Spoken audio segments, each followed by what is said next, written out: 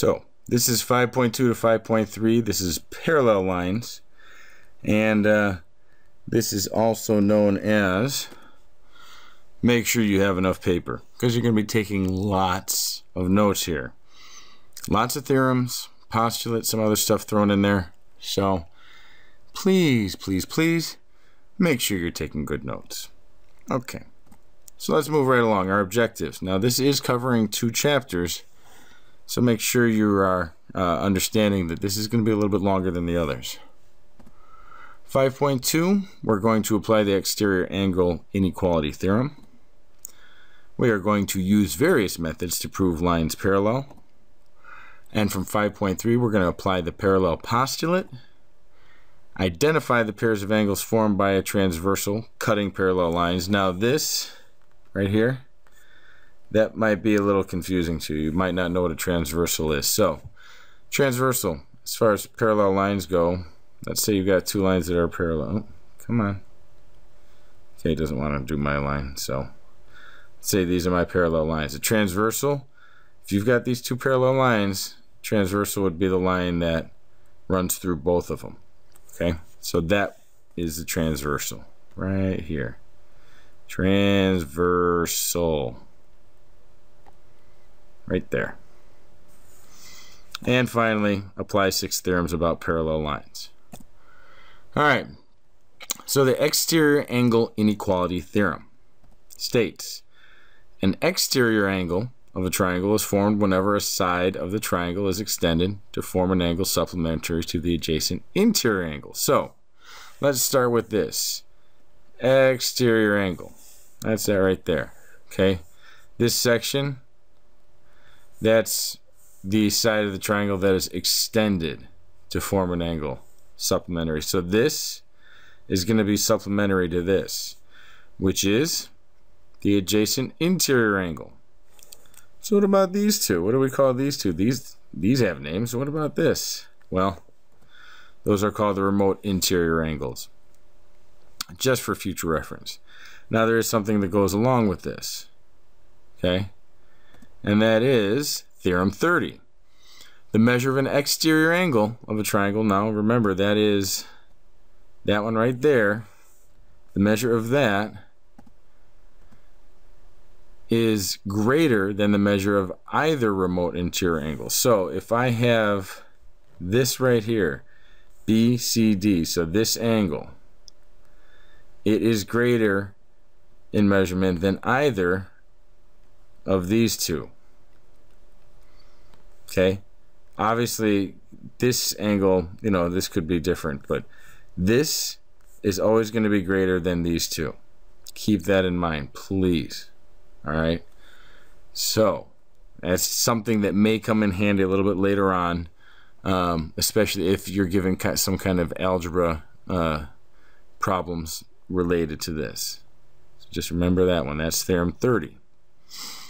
Okay, this whole thing is pretty much going to be a list of theorems. We get into the 40s, so bear with me. Theorem 31 states that if 2 lines are cut by a transversal such that the 2 alternate interior angles are congruent, the lines are parallel. So that means that if this is congruent to this, and we're not given that these lines are parallel, we can say they are because these 2 are congruent. So if I've got 2 lines and it's cut by a 3rd line through both of them, and the alternate interior angles. Interior is anything in here. So interior, interior, okay, exterior, exterior. So anything that is between those 2 lines that you're going to either prove is parallel or are given as parallel, that's all interior. Okay, anything that's outside is considered exterior. Got it? So if we have 2 lines cut by a transversal and these 2 are congruent, that means these lines are parallel. Theorem 31.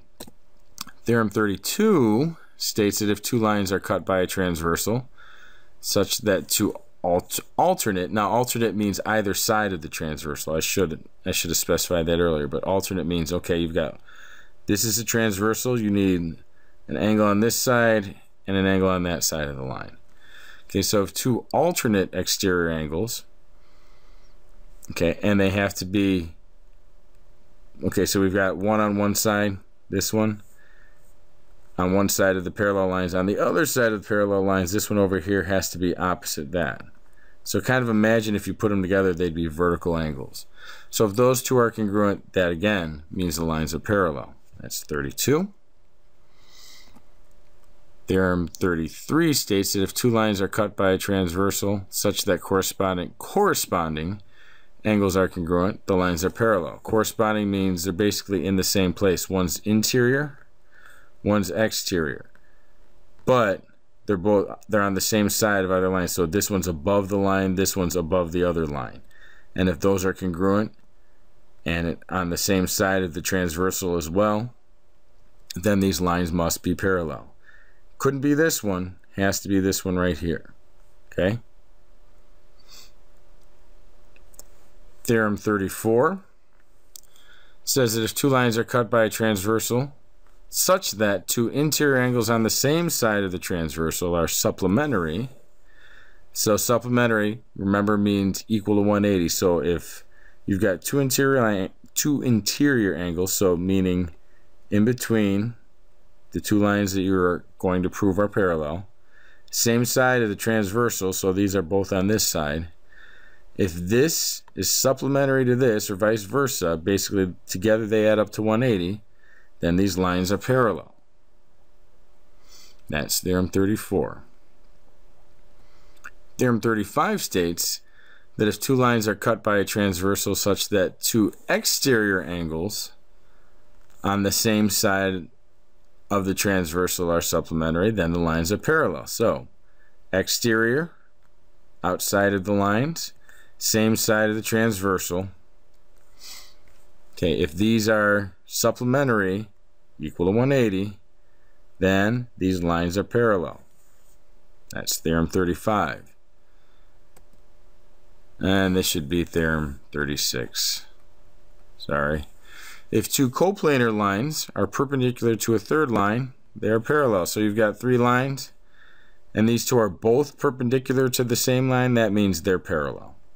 That one's a pretty easy one. All right, so now we get into the stuff in 5.3, the parallel postulate.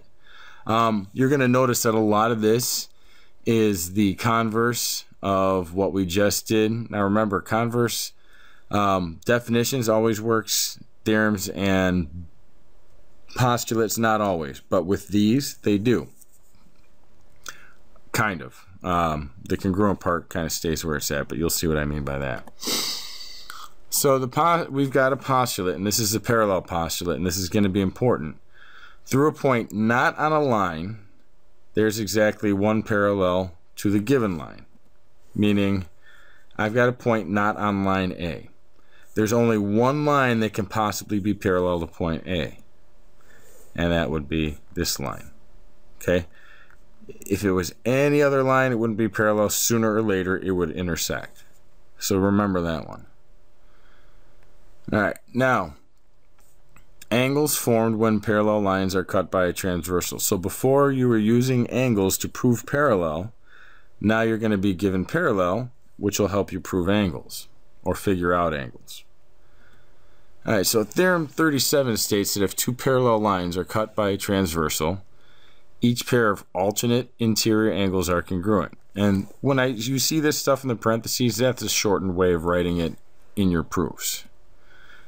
So for example, we're given that A and B are parallel. Okay, because of that, and we've got this transversal here, we can say that angle 3 is congruent to angle 6 because of theorem 37. Next one, theorem 38, if two parallel lines are cut by a transversal, then any pair of the angles formed are either congruent or supplementary. So this is a big one, because this basically says that either if they're vertical, so like here, these two, they're the same, right? These two, even though they're written differently, are the same. These two add up to 180. These two add up to 180.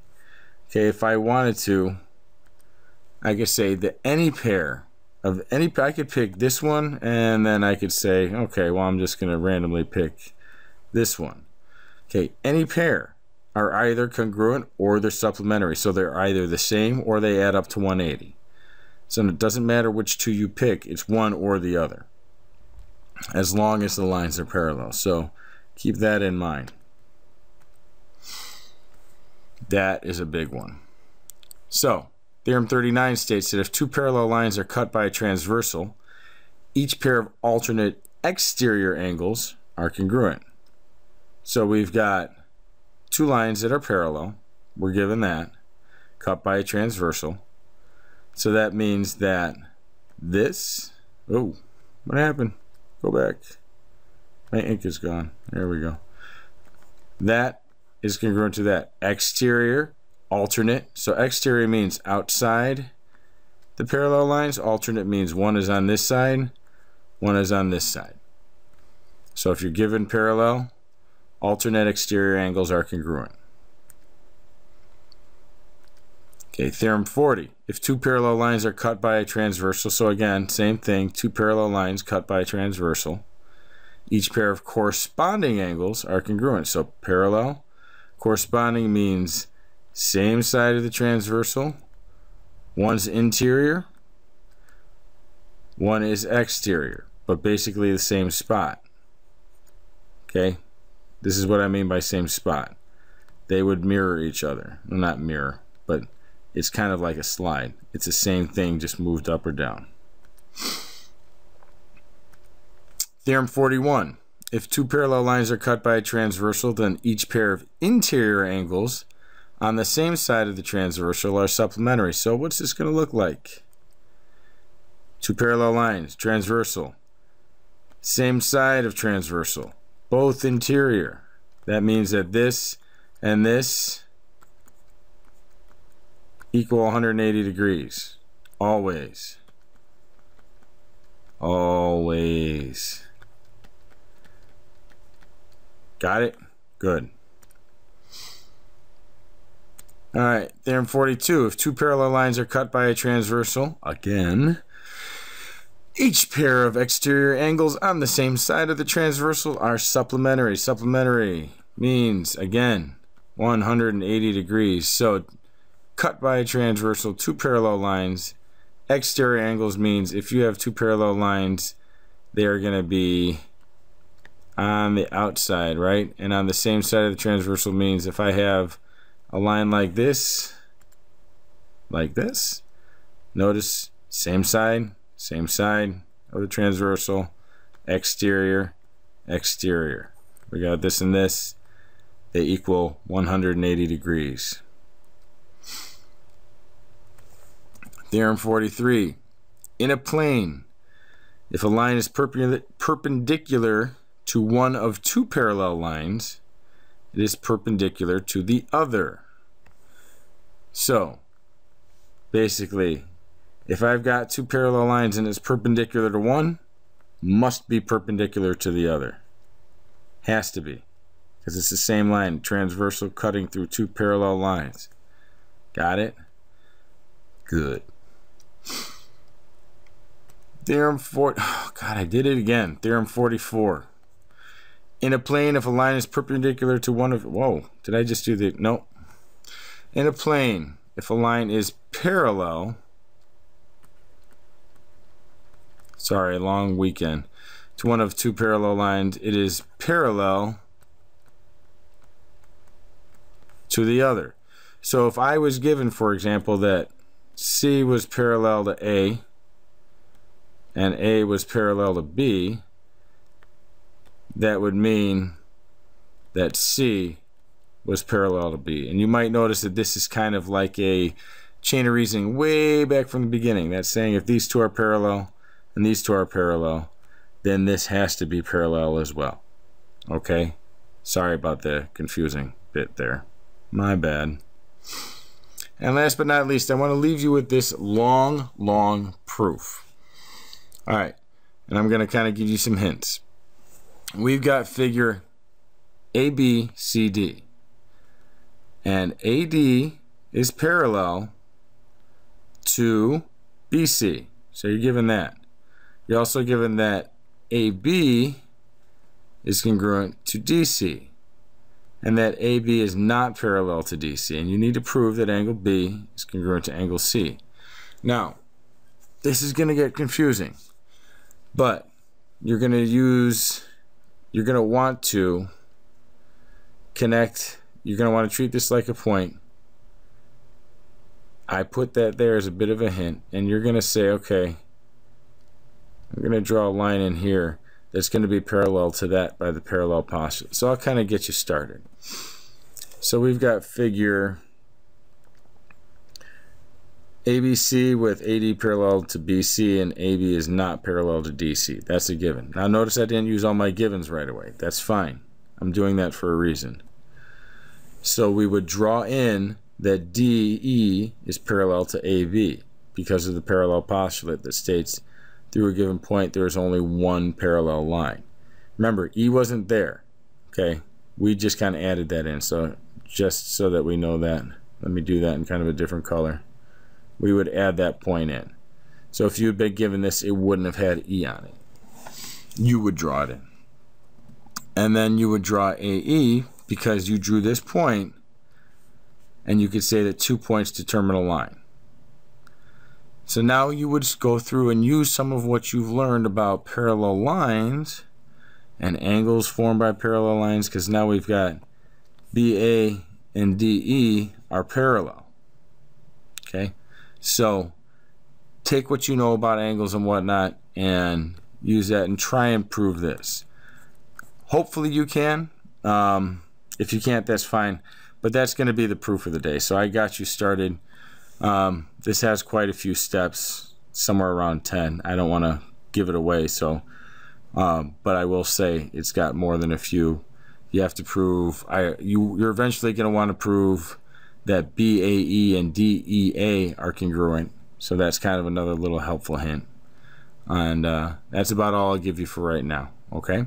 Oh, that you get to use your favorite theorem, and you get to use my favorite theorem. So there's another hint. So you guys have a good day. Again, apologize about the long video, but I wanted an extra day to review, so I kind of crammed everything into two units into one. Hope you enjoyed your nice long weekend, and you guys have a good one.